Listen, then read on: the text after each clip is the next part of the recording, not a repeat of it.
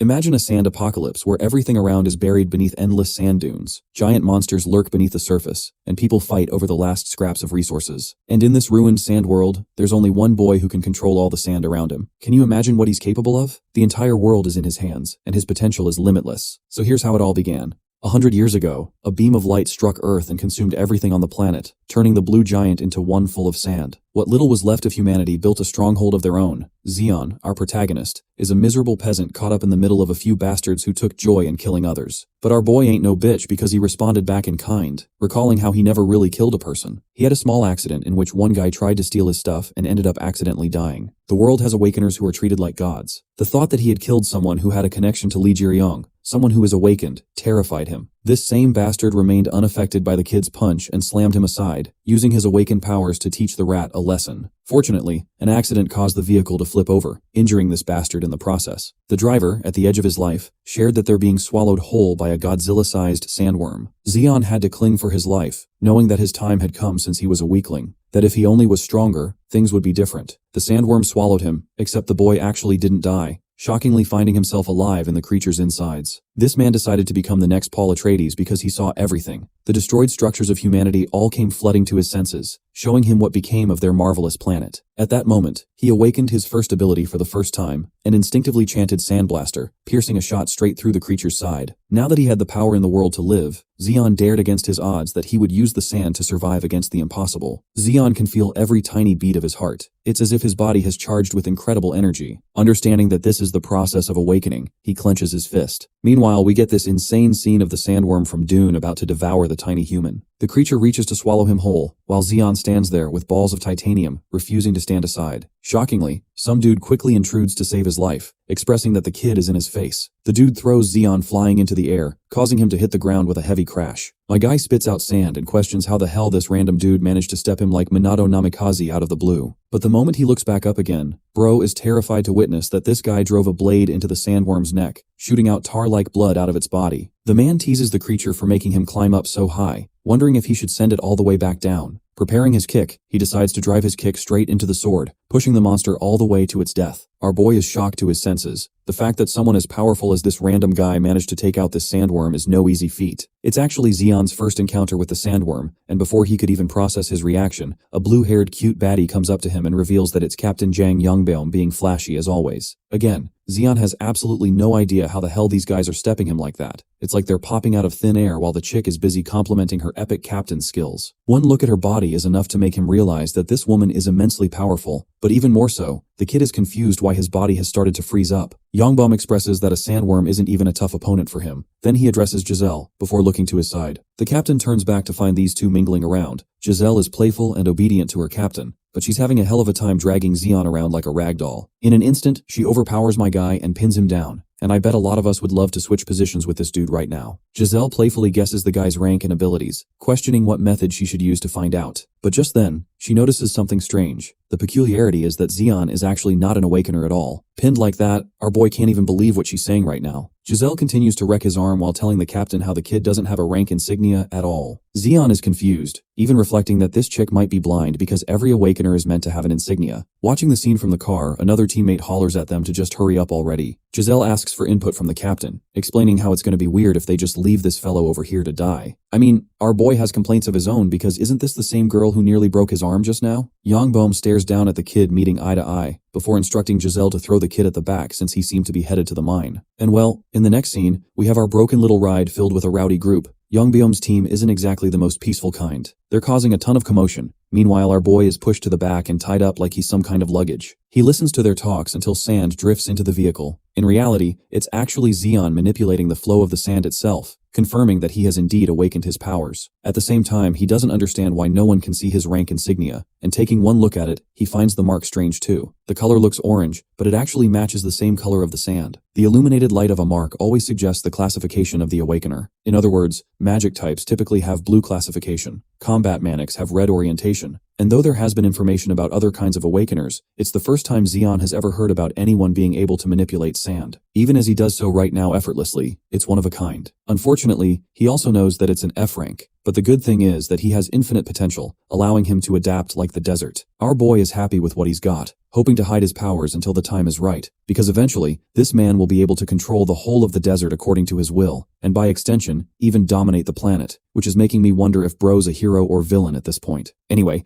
we arrive at the gorgeous magic crystal mine. Zeon sees a checkpoint and mutters how things appear normal. One guy orders him to follow him around without barking anything, so the kid has no choice but to take his lead. Watching the scene from a distance, Giselle and Yongbum express how strange they feel about this kid. The fact that he's the only survivor can be pointed down to luck, except the captain rejects this idea strongly. You see, back then, when he was looking around, he saw the sandworm's gaping hole from one side of its body, meaning this kid is definitely involved. It's a shame for Yongbum to not even ask for the boy's name, because he thinks they're destined to cross paths once more. In the next scene, we get a bit of a twist. You see, the average mines are supposed to be full of tunnels, but here people are bustling around and enjoying festivities. Zeon did not anticipate such an outcome, while the guy handling him taunts him that he's gonna call the supervisor soon, so the kid better stay put. Our boy isn't exactly happy that he's being left all to himself in a place like this. While the guy questions if he should favor him by adding a bullet to his head, he leaves bickering around, allowing the kid to do whatever he wants, because it won't matter anyway. That conversation aside, Zeon understands that he needs to eat something since he's so hungry. He scans around, finding a shop to fulfill his needs. At that moment, Zeon notices a poster on the wall advocating for the laborers to light up the city. The seller hands him a drink and asks if it's an inspiring movement. The man's hands are rough with scars covered all over, expressing how the real energy source of the city isn't mana stones. Zeon, who doesn't know where this conversation is headed, asks for the real energy source. Pointing towards the boy, he emphasizes that people like him, people like Zeon, are actually the real energy source. They're always instructed to do whatever, and there are always replacements to fill the gap too, so it's truly a magnificent and endless energy source. Our boy is annoyed that this dude is already roasting the crap out of him upon their first encounter, barking back that the old geezer should worry about his numbered days on the planet. The old man ushers the kid to understand that at his age, everything seems interesting. Also, he somehow knows about Zeon's descent inside the sandworm's body, which stuns the boy even more. The old geezer continues to berate him, sharing how a kid like him is going to end up in a sandworm's belly soon anyway, as this isn't a location for some kid to hide. Zeon defends himself that he's just here to make money, while this boomer points to the back, in the hopes of enlightening the boy with something eye-opening. What's at the back? Just a pile of junk? Zeon doesn't get the point, so the seller explains that he collected all that stuff one by one, and then he drops the bombshell. They're actually the remains of all the people who came here before, who met the same reality the kid is going to meet. Everyone here tries to resist the temptation of heading into the mines, but that's just how tempting mana stones are. Afraid of the worst death imaginable, these newbies try to sell everything just to survive, holding on to dear life as they sell off parts of their souls. But in the end, none of this matters. Nothing gets better for them, and what things they gather only end up slipping away. All of them meet the same fate, so he's now found it easier to directly tell these people that the mine will consume them. This bastard has the audacity to state that rats like Zeon and the ones who came before him won't even leave a name behind, and that he's ecstatic to see the remains of the kid after his death. Ignoring his rant with frustration, he asks for the price. The old geezer asks for 10 sol, which is an amount so ridiculous that Zeon screams at him for it. Apparently, every resource in here costs a big penny. Even the skewer he ate earlier is no different. Zeon talks down on the quality of the meat, before revealing that he doesn't even have the kind of money he's asking for. While he's justifying and defending himself on how they're trying to loot him, he doesn't get that all the other butchers and workers in the area are drawing out weapons to cut him down. Yes, they're that merciless. Zeon goes on and on about how he won't pay a single penny, only for one bastard to come around and flank him from behind. The fear of death overwhelms our boy for one moment, while the old man throws a riddle to the kid, asking him how an old man like him even runs a business in a place so shitty. It's because the answer is, they're all corrupt.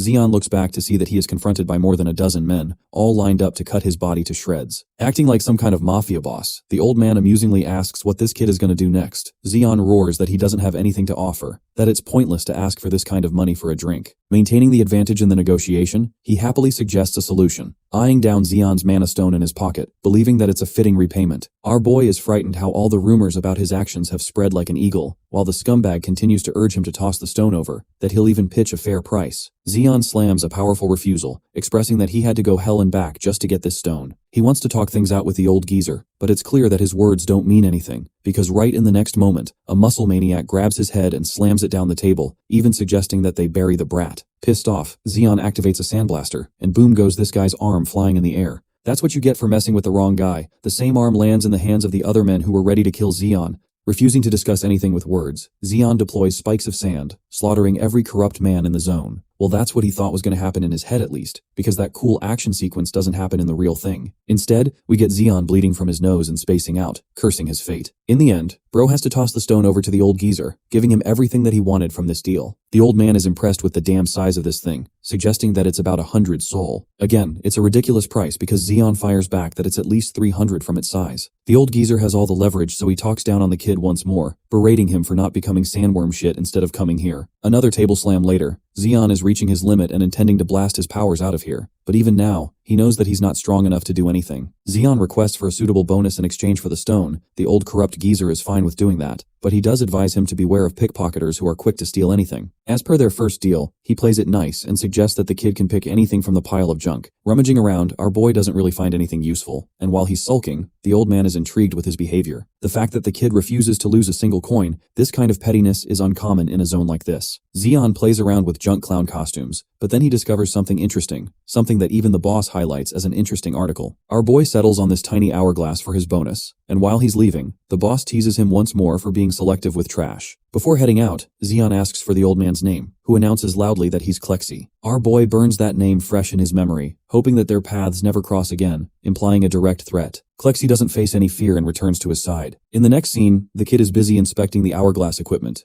Zeon learns that it takes about 10 minutes for the measurement to run out. He's currently residing in his quarters, and in order to test his abilities, our boy takes a deep breath. Then he focuses all his attention on the tube, ordering the sand inside to move at once. To his shock, nothing actually happens. Bro humiliates himself by staring at the empty reflection, confused that his powers aren't actually related to awakening. His whole ability is a mystery, as he's never seen anyone use it before. But strangely enough, Zeon is getting weird vibes from the junkyard. This hourglass conveniently sitting there makes him think it was deliberately placed there, as if it was calling out to him with a new feeling. Before Bro could comprehend his feelings, an imbecile kicks the door down, questioning if he's the new kid who was brought here. Immediately, Zeon is cursed at and berated even more for not being at the mine already. Back Manhwa doesn't give no shits. Zeon tries to put respect on his own name by asking the dude to treat him nicely, only to get uppercutted straight to the face and launched to Kingdom Come. Manhwa gears up a second punch, shoving it deep inside the kid's abdomen, ordering him to shut the hell up. But that's not all. Zeon also gets stepped on like he's a piece of human meat, all because he upset this brute's ego. Manhwa calls him an unawakened loser who's got attitude issues, that people like him are meant to lay low and eat a beating to save their lives. After feeling satisfied beating a kid up, he orders Zeon to quickly start following him. Our boy gets up without chickening out. The first thing Bro says is that he's a psychopath, and that no matter what happens, Zeon will kill Manhwa someday. I love how Bro's collecting a hit list out here that he's gonna use to take everyone out. In the third sector of the mine entrance, Zeon is brought to the main working side and quickly suited up. Food and gear costs are told in advance to be cut from his payment, and that the main goal is to collect mana stones like a dog. At first our boy thinks it's a simple task, but before he could fire another question, his helmet is smashed open with Manhwa's pickaxe. This guy makes it clear that he won't care if the kid doesn't know how to swing a pickaxe, and that he'll also dock the payment for the helmet costs. Manhwa then directs the subordinate to throw Zeon into shaft number 972, which is supposed to be one of the worst places ever. Zeon doesn't really give a damn anymore and simply obeys orders, while his asshole manager emphasizes that if he doesn't return with a mana stone, he'll be executed on the spot. Talk about having the worst job ever. Here, in this hellscape of a mine, even the kid's subordinate explains that this is the worst location ever. It doesn't help that Zeon joined on the day Manhwa lost his money gambling, which surprises our boy that even a casino exists around the area. His buddy over here expresses that everything's available, no different from Neo Soul for that matter. Zeon thinks that with clowns like this shitty manager, it's sure for businesses like these to meet at least some promise. Our boy also doesn't know if he's going to be fine swinging a pickaxe because of his smooth skin, making it bruise easy. However, his new friend assures him that there won't be any trouble getting hurt down there. Because you see, not even a single person in the tunnel has gotten hurt. Not even one. It's an ominous warning, but eventually they arrive at the designated tunnel. Our boy questions if he only needs to farm the mana crystals and return, but then the guy quickly cuts him off saying that he actually won't be returning. After all, more than a dozen people have vanished just being here. 4 are betting on saving his life right this moment too. No one even knows if the rest of them died, but all this homeboy has to offer is an apology and his gratitude for venturing in a place so dangerous that no human could touch. Zeon shouts at him, realizing that all the others are dead. He wants the answers, but this guy literally leaves him behind to die. His audacity doesn't shake him. It fuels our boy to mine the crap out of this place, pissed off that they sent him here to die just because of their anger. Unfortunately, even with the first swing, the pickaxe collapses and slips out of his hand, bouncing all the way to the other side. Helplessly, Zeon tries to reach out for it, while at the same time wondering what kind of hellscape is he even supposed to survive. He was angry before so he couldn't notice, but the mana in this part of the tunnel is extremely dense, making him wonder if the others could never feel it, because they weren't awakened individuals. The density is so thick that it overwhelms him the deeper he goes, which also confirms that a normal person person would experience mana oversaturation by now. Not knowing where the source of mana is coming from, Zeon discovers his pickaxe, which appears to be broken from the handle. He's just happy to find it. And right when he's feeling grateful for his fate, my dude steps on a literal void, frightening his eyeballs out. The abyss lures him under, stunning Zeon with the sudden appearance of a portal. His helmet? Snapped to the side, right next to the broken pickaxe too. This actually takes us into a flashback sequence of the boy's past, who lived a miserable life. All the people around him told him he was gonna die. The little kid had to fight tooth and nail just to make amends, and was beaten several times, all because he wanted the basic luxury of eating well. Every time he had a dream, others squashed it for him, and in the end, he even managed to kill someone, consumed by the feelings of both fear and guilt, thinking that his life was going to be over now. The boy ran as fast as he could to get to a kind of life where he didn't need to worry about dying. Li Jiryong's name haunted him.